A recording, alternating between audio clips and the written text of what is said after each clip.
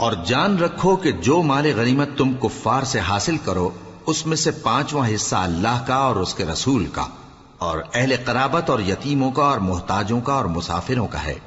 اگر تم اللہ پر اور اس نصرت پر ایمان رکھتے ہو جو حق و باطل میں فرق کرنے کے دن یعنی جنگ بدر میں جس دن دونوں فوجوں میں مٹ بھیڑ ہو گئی تھی ہم نے اپنے محبوب بندے محمد صلی اللہ علیہ وآلہ وسلم پر نازل فرمائی،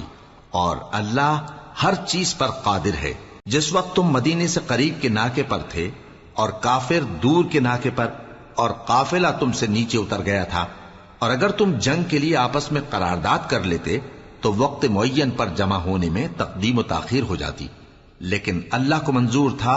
کہ جو کام ہو کر رہنے والا تھا اسے کر ہی ڈالے، تاکہ جو مرے بصیرت پر یعنی یقین جان کر مرے، اور جو جیتا رہے وہ بھی بصیرت پر یعنی حق پہچان کر جیتا رہے۔ اور کچھ شک نہیں کہ اللہ سنتا ہے، جانتا ہے۔ اس وقت اللہ نے تمہیں خواب میں کافروں کو تھوڑی تعداد میں دکھایا تھا، اور اگر بہت کر کے دکھاتا تو تم لوگ جی چھوڑ دیتے اور جو کام درپیش تھا اس میں جھگڑنے لگتے۔